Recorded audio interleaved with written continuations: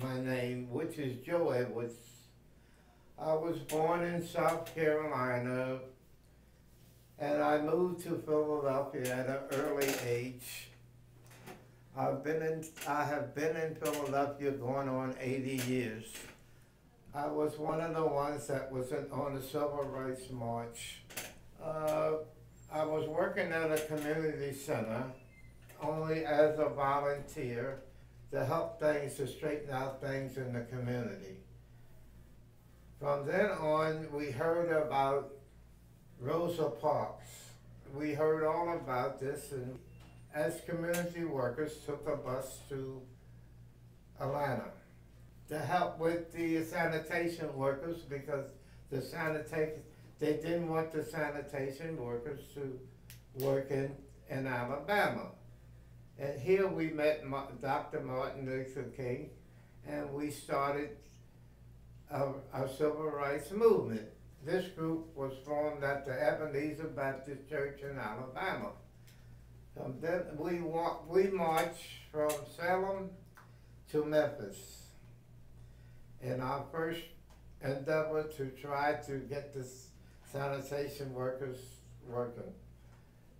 As we went across the Tallahassee Bridge, all hell broke loose.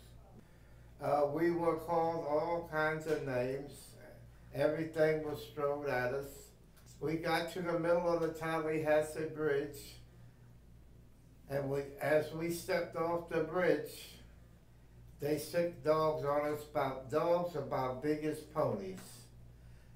Those dogs bit us all on the ankles, legs, anywhere they could bite us. From then on, we kept right on marching, singing and marching. We get up halfway to this school, and we standing on the bottom step of this school, and they started shooting us with 5-inch water hoses. We continued to do what we had to do. As we went up to the school, the mayor of this town came out on the top step and said that no black people was going to come in his white school and dirty up his school. From then on, we encamped outside and left there and headed back to Alabama. As we went back to Alabama, we were walking past a bunch of trees, and I was hit, not only me, we were hit in the head with all kinds of stones. I got hit in the head with the stone. I still have the big lump on my head, which over 30 years ago that lump was on my head. And a few months later, it was announced that Dr. King was going to have a march on Washington.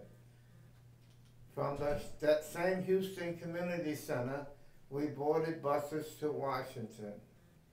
We slept in the mud, and we ate anywhere we could, because in Washington we were not halfway segregated.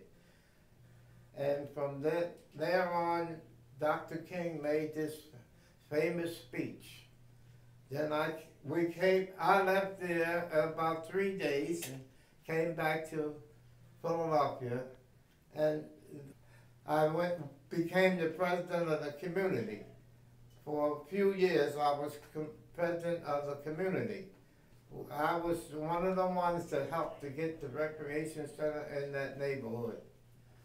I also opened up what they call the first co-op store. That was a neighborhood store that was selling food cheaper than the next people in the neighborhood. But the store didn't last long because they wouldn't patronize our store. That's the truth. My encampment with all of this was, I love help doing things for other people, and that's why I'm here now at the Senior Center trying to help to do other things for volunteers. That's my story.